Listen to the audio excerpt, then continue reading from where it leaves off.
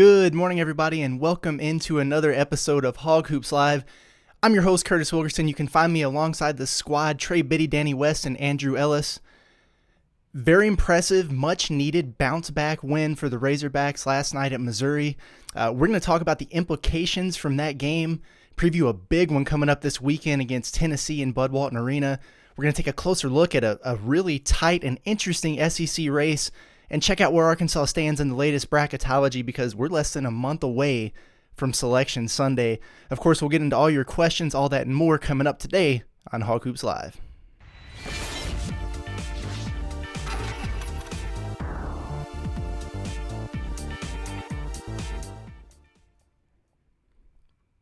All right, everybody. Quick reminder, as always, of the different ways that you can watch and listen. You know the drill at this point. You can join us on Facebook Live. Be sure to give us a follow there. Also available on YouTube if you haven't done so already. Please subscribe to our YouTube page and hit the notification bell. Remember, Hawg Hoops Live has its own separate YouTube page where we upload all of these videos as well as some of these live reactions following the basketball games. You're going to want to do that if you haven't done so already. Some big games coming up. That means more live reaction videos. Traveling for the postseason, you never know what that's going to mean. Especially this year, I might be suns out, guns out after an NCAA tournament win in San Diego. I might be bundled up like an Eskimo because the Hogs got shipped off to Buffalo, New York. We'll see. We'll find out in a few weeks, right? Last thing before we get started, if you haven't done so already, you got to give my man Andrew Ellis a follow on Twitter at AndrewEllis247. Listen, baseball season is here, right? We get started Friday, opening day. He's getting ready to kill it with the coverage. If you like the passion that Trey brings with the football coverage, if you like the passion that I bring to Razorback basketball coverage, prepare yourself for Andrew Ellis to bring that same energy with baseball. He really does a great job for us. He knows the game. Follow him, again, at AndrewEllis247. You'll be glad you did. Holy cow, it is windy outside, like knocking over trash cans. I think I saw a dog fly across the street. I'm sorry if there's any background noise. It's crazy. It's got to be like 50-mile-an-hour gusts here in Fayetteville. Okay. Missouri. So, that game, I think, was exactly what Arkansas needed. Number 23, Arkansas, by the way, nice climb back into the AP poll. Say what you want about rankings and how they matter in the grand scheme of things. I think that was very important for Arkansas to get back in there. It's well-deserved, and hopefully they stay put, right? But back to this Missouri game, I think the Hogs have handled everything extremely well, given the circumstances. I mean, that Auburn game was incredibly emotionally draining last week. We talked about it. Then you hit the road for a tough game in Alabama. You lose a heartbreaker, one that you probably wish you could have back. Quick turnaround, and then you're right back on the road and just really dominated the Tigers from start to finish. And, you can say, oh, well, congrats, Missouri stinks. Hey, you know what? That's a group that beat Bama at home and Ole Miss. They lost to Auburn in Florida by a single point in their home arenas. They play good basketball there. Arkansas blew their doors off. I thought the Hogs were focused. They were locked in, set the tone really right from the tip. The defense traveled again. Arkansas held Missouri to under 37% from the field, under 30% from three, and they defended without fouling and only sent the Tigers to the line a dozen times in Mizzou Arena. That's a recipe for a victory. Kobe Brown is the difference maker for Missouri. Listen, he averages 18 and 10 in games that the Tigers win, and about half of that in losses. For the second time this season, Arkansas held him to 6 points. He was 3 of 10 shooting. They kept him off of the offensive glass. Really did a tremendous job defending him. Offensively, this is a group, Arkansas, that shot under 35% in both games last week. So, fared pretty well considering that. I just thought they were much more efficient against Missouri. Shot just under 50% from the field on the night. Knocked down 11 threes. You love to see it. But more than anything, really outside of about a 5-minute stretch there in the second half, once the game was pretty much decided by that point, they just looked better, right? If you're watching the game, they passed the eye test. They weren't dribbling a hole through the floor. The ball had some pop. It was moving. Guys were cutting, screening with a purpose. And when you do that, you get high percentage looks. Imagine that. So 76-57, nice win for the Razorbacks. I feel like this was the last game on the schedule that could really do maybe some significant damage to Arkansas's resume. They avoided, that kind of disaster scenario there, but they also won by a large enough margin on the road that it actually is going to help their computer numbers. They jumped up 3 spots in the net rankings. So that was good. Some interesting things in this game. 5 guys scored. Only 5 guys scored for Arkansas, but they all hit double figures. So some nice balance there. Stanley Umude, man, he had 23 points. He knocks down 6 3-pointers. He's feeling himself from deep right now. 43% from 3 in SEC play. And he's a mismatch nightmare. Musselman talked about how they used him as the small forward in ball screen and pick and roll action. And Missouri didn't have an answer. I mean, if they switched it, he was rolling on the guard and he was scoring in the post. If they didn't, he was finding his spots and knocking down jumpers.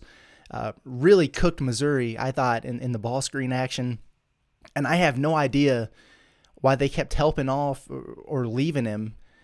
They were helping off on drives. They were leaving him to go double. And the guy's red hot from 3. He was just stroking it on him.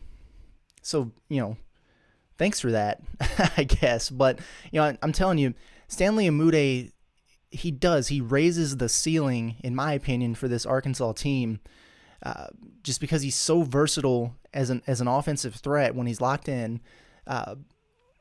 It just creates mismatch problems for the opponent. He's the type of guy that can get hot and win you an NCAA tournament game. He really is. Uncle Trey, Trey Wade, listen, Must challenged him to join the party in the box score after, kind of a few tough games. And look, he does all the intangible things. We know that. But he really took that challenge to heart, right? 12 points, 10 boards is his first double-double as a Razorback. Really locked up Kobe Brown. He was a big part of the success there. That was just good to see out of him. Missouri, the first time around, was his breakout game. It's when he got into the starting lineup. He scored 17 in that game. I think that's still a season high. Maybe he just needed to see the Tigers again to get himself going. It was really good to see. I think Arkansas is going to need him against some of the size and strength that Tennessee has coming up this weekend. Another double-double for Jalen Williams. Whatever, 13 and 11. It's just another day at the office at this point. I thought he looked really, really good in the pick and roll. Had a couple of he's timing his rolls up well. He's opening up to receive the pass. Had a couple of nice finishes on those. Really started to show off a little bit of his versatility. I like seeing him putting it on the floor more when he's being defended by some of these centers and big guys who aren't as fleet of foot. Drove one from the perimeter right into Brazil, finished on him. He came up with a steal and went coast to coast, had a little up and under reverse layup.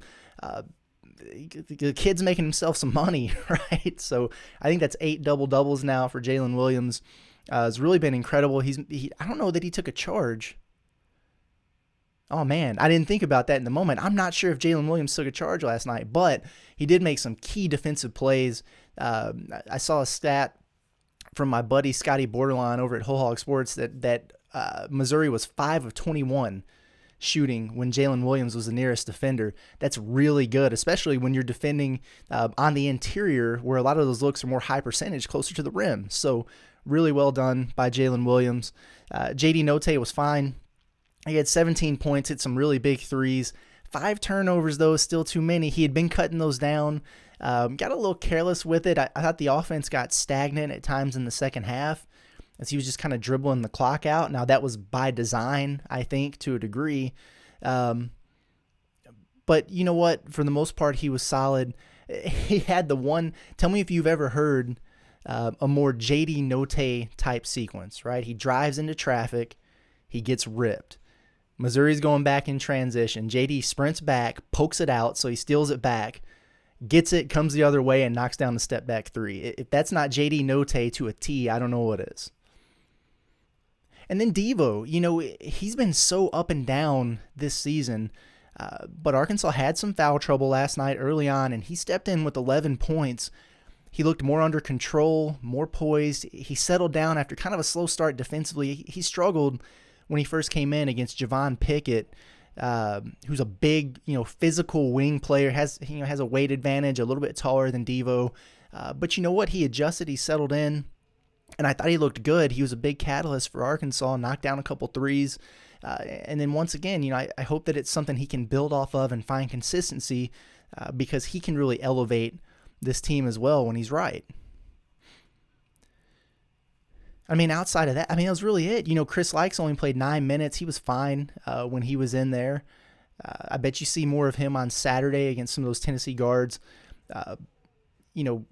The same can be said for Au'Diese Toney and Kamani Johnson. Both played just 6 minutes, didn't really do much.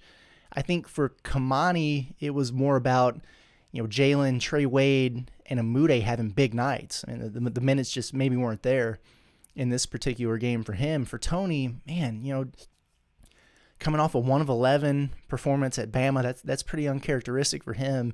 And then last night at Missouri, he picks up 2 fouls in 3 minutes. And set the rest of the first half, and then he checked it back into the game twice in the second half and picked up fouls right away. So was never really able to get going, able to get in a rhythm. Arkansas was able to overcome that, but again, they're going to need guys like him moving forward. We'll talk about the rest of the schedule in a minute, but it's going to be tough. So Arkansas hits the 20-win plateau. 3rd year in a row for the Razorbacks. The fastest an Arkansas team has hit that mark since the 2014-15 season. Danny actually put this stat out that Arkansas hit it was yesterday, February the 15th, and that 2014-15 team got to the 20-win mark on the 14th on Valentine's Day. So they were one day off of that pace. This has now happened in all 7 seasons of Eric Musselman's head coaching career in college. His teams have hit the 20-win mark. He might downplay it when we ask him about it today, but he cares. He's aware of that. And at the end of the day, what it does is it shows that he has a formula that works, right? And we need to remember this, myself included. So, next year when Arkansas hits a downswing or a rough patch, they lose a couple games at some point, let's try to stay on the must bus and give the man the benefit of the doubt because he figures it out at an extremely high level. Trust the process. Okay.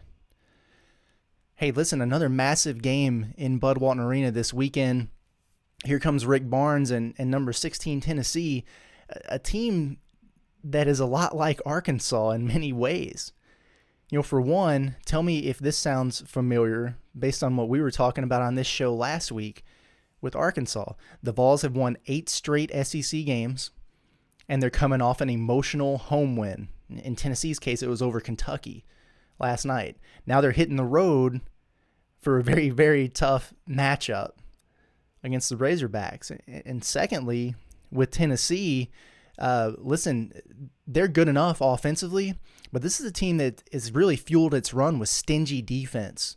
Another big physical group. They kind of remind me of Arkansas when I watch them, if I'm being completely honest. So, I think this game could be a slugfest.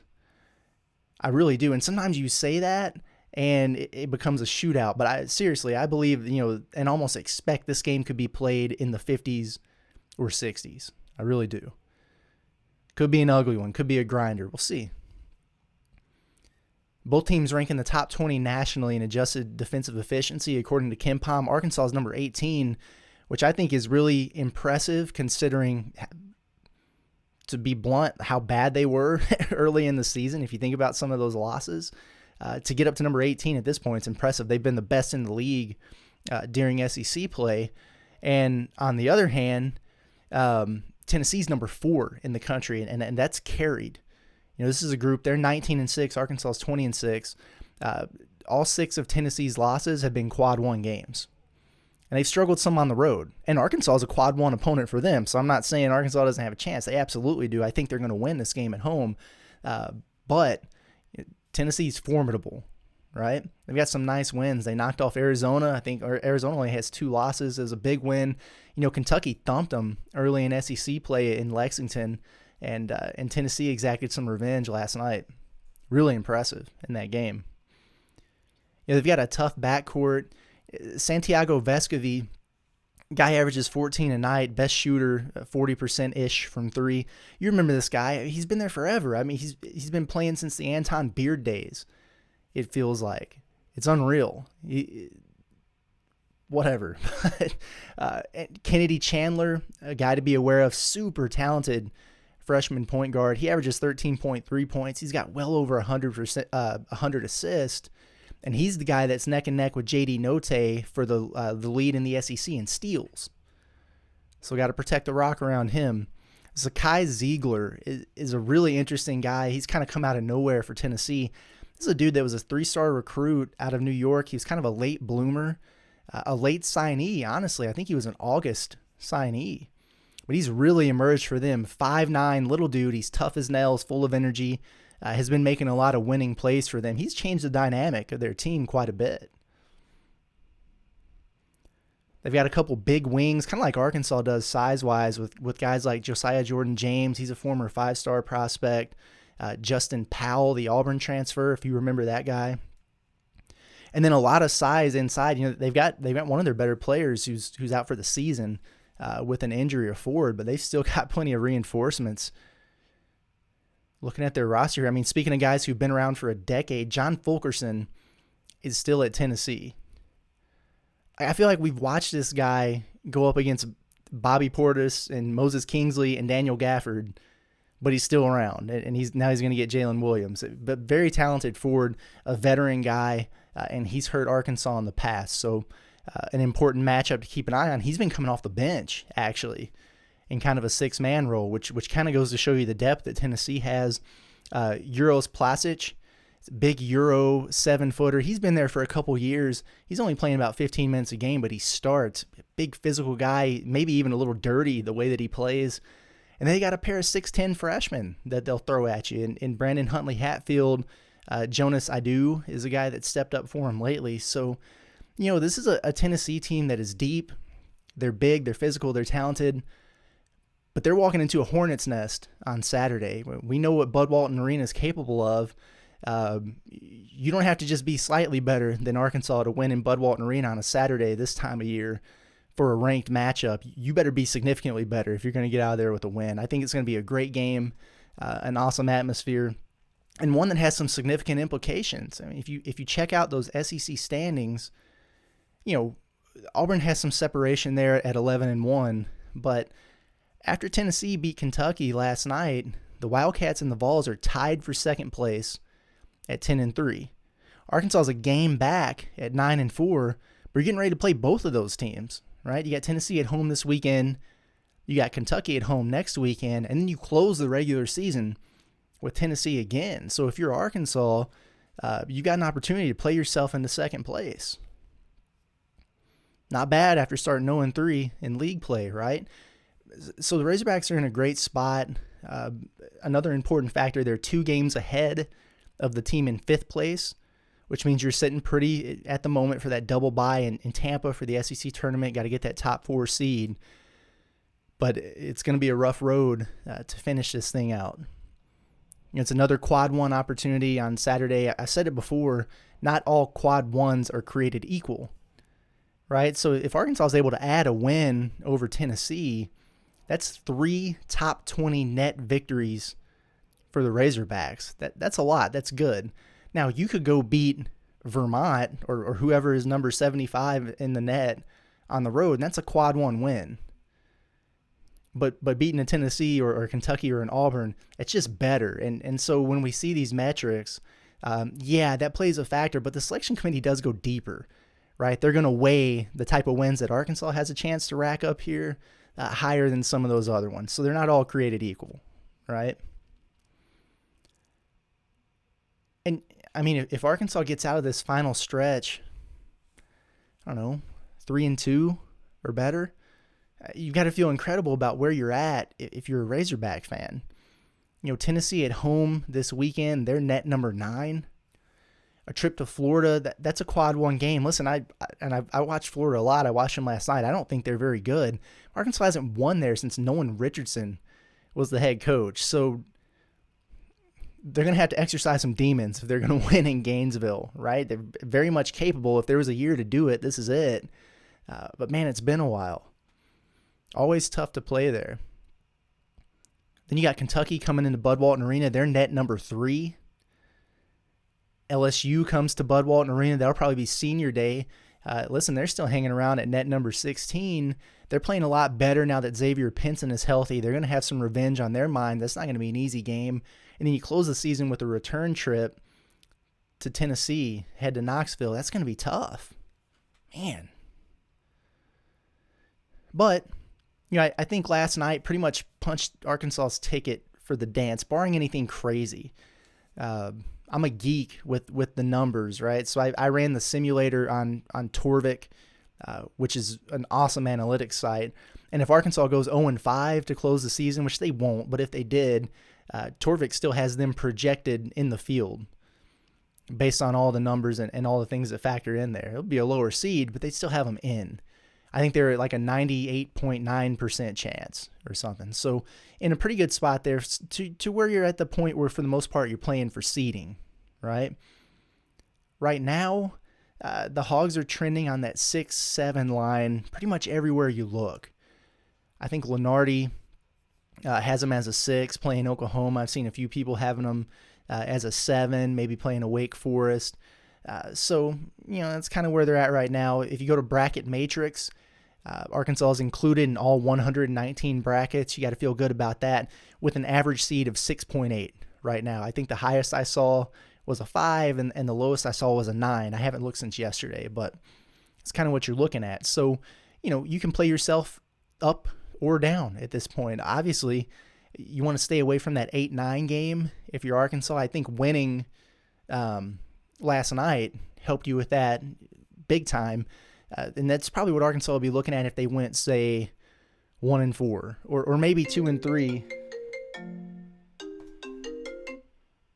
Sorry, I got a phone call. But if Arkansas went 1-4, maybe 2-3 down the stretch, maybe they'd slide back into that territory. But again, these are all quad 1 big time opportunities to the point where I don't know if it would push them back that far. I think it would probably depend on what some of the other teams did, right? So then the question becomes, can Arkansas do enough to play its way up to the 5 line? Maybe a 4, which I think is probably the ceiling for this group unless they win out, make a deep run in the SEC tournament or something. Talking about that same simulator on Torvik, I simulated Arkansas to literally win out every game the rest of the season and win the SEC tournament with additional wins over, I think I picked them to beat Kentucky again and Auburn again just to kind of get a feel for it. And it had them at a 3 seed, right? So I think that we're probably looking at a 4 as their ceiling unless they do something ridiculously good. Let's see here. And there's also going to be some moving and shaking the rest of the way. Because that's the thing about these net rankings, that they evolve, right? They're so subject to change. So, I think a team to root for the rest of the season is Vanderbilt. The reason Arkansas probably isn't a top 15 team in the polls or the net rankings is because they have those 2 quad 3 losses right now to Hofstra and Vanderbilt. We talked about it. They're kind of screwed with the Hofstra game because it counts as a home game, even though it was in North Little Rock, which kind of stinks because Hofstra's not that bad. I mean, they're number 96. They're a top 100 team in the net. I mean, that puts them ahead of South Carolina, Ole Miss, Missouri, Georgia, so several SEC teams. But Vanderbilt, they would need to move into the top 75 for that to go from a quad 3 loss up to a quad 2. Right now, they're at number 76 going into today. So, hey, Scottie Pippen Jr., Mr. Turtleneck, Jerry Stackhouse, do us a favor, win some games the next couple weeks, will you? Because I think if you bump that down and all of a sudden Arkansas is looking at 1 quad 3 loss instead of 2, that changes everything. Because that's what you hear from the people who are still doubting Arkansas a little bit or maybe have them a little bit lower or whatever. The argument is always, Well, they've got those 2 quad 3 losses, and not a lot of teams ahead of them have that.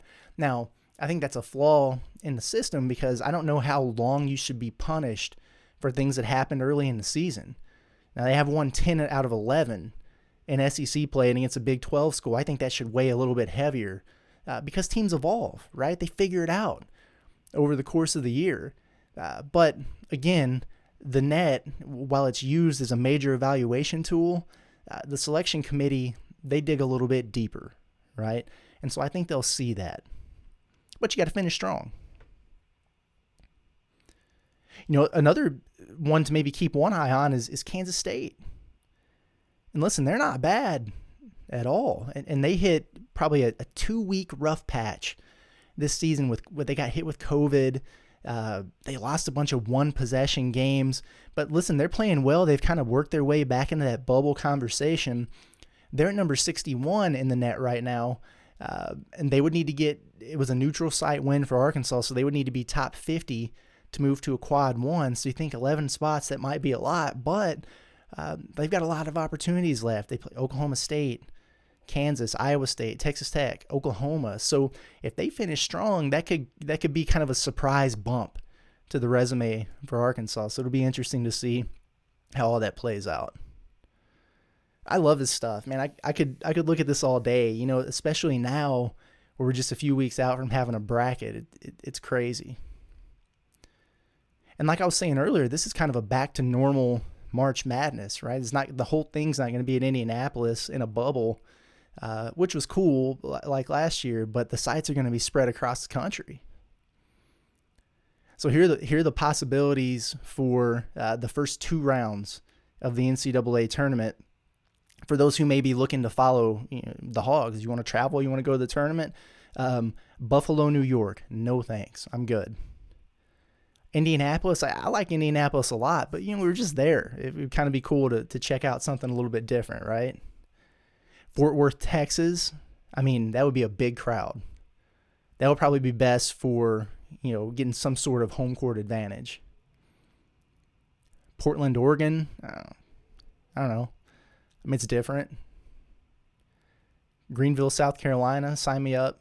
Maybe for some decent weather down there. Milwaukee, Wisconsin, nah.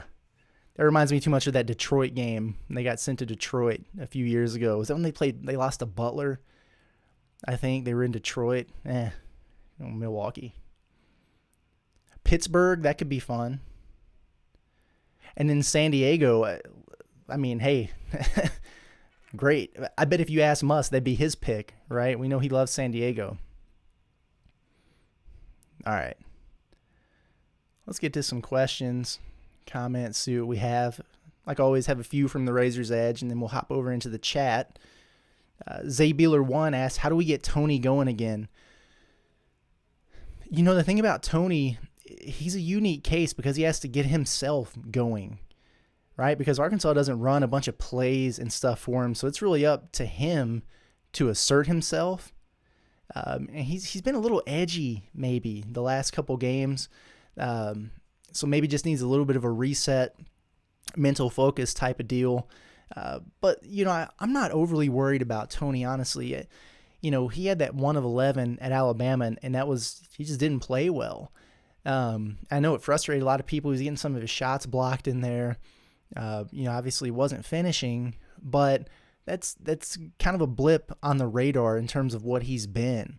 KenPom, they rank the top 500 players in a ton of different categories, and there's between 4,500 and 5,000 Division I players in the country, so that's roughly the top 10-ish%. And even after that 1 of 11, Tony ranks in that top 500 in effective field goal percentage, 2-point percentage, true shooting percentage, free throw rate. And it was a lot higher before that because his overall field goal percentage dropped from 57.1 to 53.9 just because of that one game. So aside from that blip on the radar, he's been even better in terms of finishing around the rim. And if he's not, absorbing contact and getting to the free throw line at a high rate. So I think he'll be fine as long as he comes out with that same aggression, and intensity that we see attacking the offensive glass, cutting hard, and going up with a purpose, should be fine. And they're going to need him, especially in this Tennessee game. Like I said, they've got a couple of those big wings, and Arkansas's actually done a good job of putting Tony on maybe a smaller guard and frustrating him with the size. So I think you could see him maybe on a Vescovy and see if you can use that length to disrupt a little bit. But it's definitely going to be important to get him going a little bit, for sure. Especially if you have, a Mude really starting to emerge. You don't want one guy to emerge and another guy to take a back seat, right? You want everybody to elevate their game at this time of the season. West Hog 21 says, would love to hear your comparisons and differences of this year's Hogs versus the Elite Eight team. Okay. Comparison-wise, well, I think both teams play really, really stingy defensively, like elite level type defense.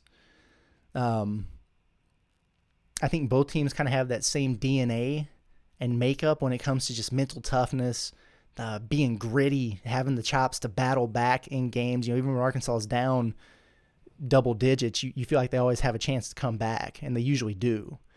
That was similar last year to the way it is this year. Difference-wise, I think this year's team is probably a little bit more equipped defensively to switch, be positionally versatile, especially on the wing. But on the flip side, I do think they're missing, not necessarily from the leadership anymore. I think that's really evolved, but just an on-the-floor presence, a Justin Smith and Jalen Tate type of guy, a long, distributing floor general type of point guard. And JD's doing a pretty good job filling into that role now, but it's different, right? And then Justin Smith, what he was able to do from guarding a point guard to a center, the way he rebounded, the way he was able to explode. You've got some good players in those positions, Amude, Tony, but they're different. Right? It's not the same. So some of the differences there. Last year's team certainly shot it better from three, although they didn't shoot well at all in the NCAA tournament. So that's a great question. Chances are I'll dive deeper into that and write a story about it. And when I do, I'll give you the assist. But that's a good question. Razorback R says, what's your realistic expectation as to what seed the Hogs will receive in the big dance? Talked about that quite a bit. I think realistically, probably wind up in that 5 to 6 seed range. I don't think they're going to win out. They could. But this stretch is really brutal. I mean, it's tough. There are no breaks the rest of the way. So I think 3-2 sounds about right. Maybe it'll be better. We'll see. But hey, that gives you 3 more quad 1 wins. No real damage to the resume. So, get you to that 5 or 6 line comfortably with an outside shot of maybe moving up if you rattle off some wins in Tampa. And I will say, I don't think as much weight is put in on the conference tournaments with the selection committee as people think. Maybe early on, a team can play their way in by winning a couple games or maybe up a seed line, but winning the tournament doesn't do anything for you because, quite honestly, the seeds and everything are for the most part decided by the time you get to the Sunday championship game. So something to be aware of there. Frank Stallone asked if Chance Moore will be here next year. I don't know. Depends on what he's looking for, I guess. What the staff thinks of the fit. There's something to be said for having a full year in the system. And especially when you aren't playing a lot as a frosh, it's almost like starting over completely if you switch schools right away. So, look, I know his family, his mom, they're all in on the Razorbacks. She's been traveling around, following them, tweeting it out. Sounds like the team moms maybe have a group message or something. I don't know. But everyone's going to want what's best for Chance. We'll see. I hope that he sticks it out. But we're in that era of the transfer portal where everybody, really, if you look at it, whether they're a major impact piece or not, you got to worry about it. So not only are you recruiting to supplement and add to your roster, you almost have to re-recruit your own players throughout the season and at the end of every season.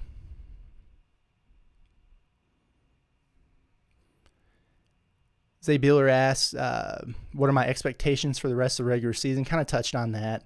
I think somewhere around 3-2. If I had to put my money on how it would play out, I'd say Arkansas wins its home games and maybe loses on the road. Like I said, I don't think Florida's really good, but Arkansas hasn't won there in so long. Tennessee and Kentucky are going to be really, really tough. It's hard to bet against Arkansas in Bud Walton on a Saturday. That's for sure. Let's go to some comments here, see what we got in the chat. Michelle Rava says, Woo Pig Suey, another one. Bud Walton needs to be rocking this weekend, just like with Auburn. I think it will. Saturday at 3 o'clock. I think it really works out well. If you think about everything that's going on campus, baseball, it's opening weekend. You're going to have a lot of people there. I think their first pitch on Saturday is at noon. Finish up, get over there to Bud Walton a little bit earlier. Look, the Razorback baseball team, they're probably going to be up 19-1 in the fifth inning anyway, so you can maybe leave a little bit early, get to your seats in Bud Walton, right? Enjoy the game. I think it's going to be a rowdy atmosphere, and it matters. It absolutely does. It was, a six-man type of deal for that Auburn game, and it needs to be again. Landon Montgomery says 20 wins, we should be in. What seed do you see us getting when it's done? Can we make a 5 seed? Yeah, so touched on that. Yeah, absolutely can make a 5 seed. They're sitting on that 6-7 line right now with nothing but opportunity in front of them. So they can play their way up, play their way down. But yeah, a 5 seed is absolutely in play. Makes me nervous, though. I wish they would get to a 4. Because what do you do when you fill out your bracket? Like, the first thing you do is go, okay, which 12-5 upset, which 11-6 upset am I going to pick? Right? That's the first thing you do. But once you get up to that 4-3 range, you're just a little more hesitant for it. Doesn't mean anything, but I think about it. Some people were picking Colgate to beat Arkansas last year. That was a 14-3 game. And they really played them. They really played them tough there for the first half, didn't they? So we got the Hog Sports crew tuned in. Says, I don't think Jalen took a charge either. Important to be in the moment, but look ahead to 22-23. How does this team look with guys who return with the incoming recruits? I assume JD will be gone. Is he draftable in your opinion? Yeah, like I said, it's really interesting. It's almost difficult to do some of those extended projections, scholarship distributions and things like that, because with the portal being the wild, wild west with the one-time free transfer thing at this point, you never really know, and you're always re-recruiting your team. And then to double onto it, you've got the super senior deal, right? So the extra year of COVID eligibility if people want it. Musselman's not a guy that's really taken advantage of that in the past. I would assume that JD would probably be gone. He's older, I think he's 23, 24 years old. It would be his 6th year coming back, because he was one of the last transfers who ever had to set out a year when he came to Arkansas. So I would assume so. You never know. Draftable, he sure is small. So I think if he was to go to the league, he would have to be a guy who would be a true point guard. He's working on it right now, but he can sure score it. So, whether it's the G League or he gets an opportunity, Pat Bev style and goes overseas for a while, he's going to make some money playing basketball because, listen, when you lead the SEC in scoring, you can get it done at a high level and make money doing it. But it'll be interesting. Jalen Williams, what's he going to do? He's playing his way into some draft conversation. I think he would benefit from another year, but nobody cares what I think. So if he returns, and then, maybe you get a Devo back, with these guys that are coming in, you certainly have a pretty good start, a pretty good foundation laid, because you feel like Nick Smith Jr. And Jordan Walsh, those are plug-and-play guys, plug-and-start kind of guys, right, who can really make an impact. I think the summer session will be huge for the other three. How much development do you get from May until November from Darian Ford, Joseph Pinion, and Barry Dunnings? Those are all their top 100 guys, 4-star guys, right? So how much can they help you right away? It's going to be really interesting to see how that pans out. I think Arkansas is going to look to add a point guard, a true distributor in the portal. I think they're going to, whether they have Jalen Williams or not, they probably need to supplement the front court. You look at it, Connor has another year. Kamani's scheduled to be back, but they probably need some more height and mobile length. So those would be some things that I think they would probably look for in the portal. But either way, I mean, when you have two McDonald's All-Americans coming in with some experienced guys, regardless of who you add outside of that, the expectations are going to be really high. So it's going to be a fun and exciting team. Daniel Page says, we need Tony to get going this weekend. Yeah, I agree. We talked about that. They're going to need him against Tennessee for sure. Dustin Hoofman says, it's great to see Arkansas shooting the ball well on the road. Yeah, it really is. I wish they'd shoot like that at home on occasion. And they made 15 threes at Georgia. They didn't shoot it too well at Alabama. I think they made 7. But, yeah, 11 against Missouri. And it's all about shot selection and quality. And quite frankly, Stanley Amude heating up alongside J.D. Note, that really helps a lot. It does. You would hope in a tournament setting that they could heat up like that one game, because if Arkansas is shooting it well on top of the way they play defense, they're going to be pretty tough to beat. I think in SEC play, they're up to, just a shade under 33%. Like, it's not shooting the lights out or anything, but it's not bad. It's really not. It'll get you by. But what they have to avoid is those random 5 of 29 nights. I don't have a problem with them taking 25 attempts or so if they're quality attempts. Sharon Pretty Magaha says, great game last night. Go Hogs. Yancey Long says, it's not like the fan base to stay level-headed. The sky is always falling when we lose. He said that tongue-in-cheek. Yeah, it's true. Heck, even after that Alabama game, people were getting really upset. And don't get me wrong, Muss was upset too. He said he was in such a bad mood the last few days, he wanted to pet his dog. Poor Swish Musselman, just wants his ears scratched or whatever, and Muss is in his feelings. I love that, though. He wears his emotions on his sleeve. I'm sure he pet the dog, actually. But it was interesting, and those guys were fired up. They handled it so well, bouncing back. I even commented on our message board the next day on Sunday. I was like, man, I'm kind of itching to move on and write about another game. And just kind of felt like, I don't know, the guys would have a little extra ump coming out at Missouri, and they did. Dustin Hoofman says, really good to hear Arkansas being relevant again, being talked about with the top tier of the SEC, plus they have a big recruiting class coming in next year. Yeah, no doubt. They're right where everybody thought they were after all that.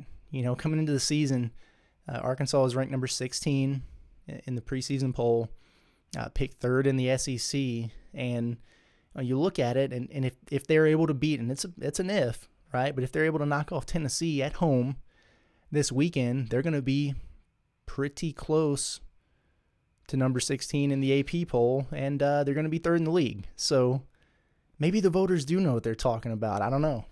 Crazy. Also says Musselman teams always have a better second half of the season kind of team. He always finds a way to get them together and become winners. Yeah, you never know when it's really going to start to gel. Sometimes it happens early. Sometimes it doesn't happen at all. But for Musselman's teams, it has. And it's usually a situation where they try to figure some things out in non-conference play. Sometimes the schedule is not as tough as people want it to be. They're going to hit a bump in the road somewhere. But eventually that switch is going to flip. And when it does, his teams are always going to be formidable. Talent's never going to be in question. With Musselman, the way he recruits, high school, transfer portal, and the way he develops, you got a good staff. So you got to have confidence that, it's a group that's going to be able to handle adversity and always kind of be playing their best basketball at the end of the season. That's really all you can ask for.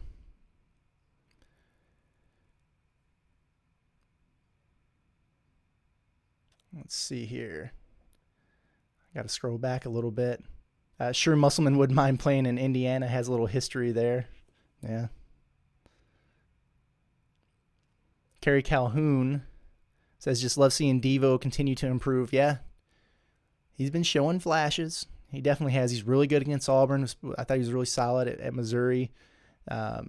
We know what he's done in the NCAA tournament, so if you get him going, it definitely helps his team. Dustin asked if I expect Smith and Walsh to be one and done next year. I mean, you got to plan on Smith being a one and done. I mean, he's up to number 4, number 5 in the country. A lot of people are picking him, to maybe be the top high school draft pick. So, that's a lot of pressure to put on a guy, and he's going to have some growing pains too, just like everybody else. But boy, the talent is sure there to where you would imagine, he might be a one and done. Walsh, we'll see, because a lot of his, high ranking, everything is based on potential, and he's still got some things to fine tune in terms of handling the ball, becoming a little bit more versatile on the perimeter. But his athleticism, his motor, those things are incredible. It's going to get him on the court right away, and with the way, the Hogs are able to develop guys, I wouldn't put it outside the realm of possibility. I'm sure the goal for him is to be a one and done, as it should be. Sam Temple says, is Musk going shirtless on Saturday? Love the show, man. Keep up the great work. I appreciate it. Thanks for tuning in. Listen, I don't put anything past Musk. I didn't think he was going to lose the shirt, given his situation with his shoulder, but he did. And then he still found a way to get his sling back on and go out there in the mosh pit of the crowd. So I wouldn't put anything past him. He's a guy that likes to get creative, so maybe he'll do something different. I don't know. If he loses the shirt again, he's got to do it again against Kentucky. What if they win a national championship? He's going to lose his pants? I mean, he's got to think about this thing strategically, right? So there has to be something different or a little bit of an escalation, but you got to save, some of your best stuff for the biggest moments. We'll see. I love it, though. The man's hilarious. Had an ice bag wrapped on his shoulder last night. It sprung a leak on him in the middle of the press conference. Poor Kaywood, the sports information director, had to take it off of him. Cracks me up. Sam also says, anything to comment on with the Kentucky versus Tennessee game? Yeah, I mean, Tennessee played fantastic. They gave up, it's like 107 points to Kentucky in Lexington in January. So I'm sure that they were ticked off. Felt like they didn't have their best showing. If you think about how Arkansas performed last year at LSU and at Alabama, they just got their doors blown off. And then they got them back at home for the rematch, and they were motivated, and they kicked both of their butts. I think it was probably the same sense of motivation for Tennessee. To talk about that game in particular, they were really good defensively. They limited Kentucky to 63 points, which is hard to do. Ty Washington's not healthy right now for Kentucky, and that's a factor, but they're not devoid of talent, right? Offensively, Vescovy and Kennedy Chandler, those two guys combine to make a lot of threes, and when they do that, Tennessee becomes difficult to beat. Fulkerson gave them 14 off the bench, so it was a pretty impressive performance, no doubt about it. And now you wonder, after having that, kind of that revenge game in front of a big home crowd, how much are they going to have in the tank coming to Arkansas in a tough environment on Saturday? The same question we were asking about the Razorbacks last week after they beat Auburn and then had to head to Alabama. We'll see. Paul Cunningham says, we're definitely not the team you'd want to play in the tournament. No, absolutely not. Arkansas can make things very difficult on opponents with the way that they game plan, to take the other team's best player out of the equation, the way they defend. And then when you have, a guy established in the post like Jalen Williams, a guy who can fill it up, and J.D. Notae, if those complementary pieces, we talk about Stanley and Mude, if those guys are going, Arkansas is going to be a tough out. And Sam Temple says, Vest is going to give us problems. I feel got to limit him. Thanks for answering the questions, man. Yeah, no problem. That's the best part about this show, in my opinion, is the interaction. You guys, comments, what do you want to know? And I'll try to answer it the best I can. So the feedback is awesome. I appreciate that. But yeah, Vescovy's tough. He's one of those European-style guys. He's not the quickest or most athletic guy in the world, but he's so savvy and smart, really high basketball IQ. He knows how to get himself freed up for shots. Really good three-point shooter. I'll be really interested to see how Arkansas matches up with him. I mentioned Tony, maybe put some length on him. Devo, JD might see some time on him. Probably going to throw a number of bodies at him, which at this point is really the case with everybody for Arkansas with the way that they switch on all their screens. But yeah, it's definitely going to be one of the key matchups. All right. I think that'll wrap us up for today. Great show. And I appreciate you guys tuning in as always. Like I said, the feedback, the interaction, that's what makes this thing really cool and what makes it so enjoyable for me to do. Remember, Arkansas and Tennessee, big one in Bud Walton, Saturday, 3 p.m. I believe that game's going to be on ESPN. From there, Arkansas goes to Florida on Tuesday, which means we'll be back with this show on Wednesday to talk about it and then get you all primed up for Kentucky. That's going to be exciting. Until next time, this has been Curtis Wilkerson with hogsports.com. Hope you guys all have a great weekend, and we'll talk to you next time.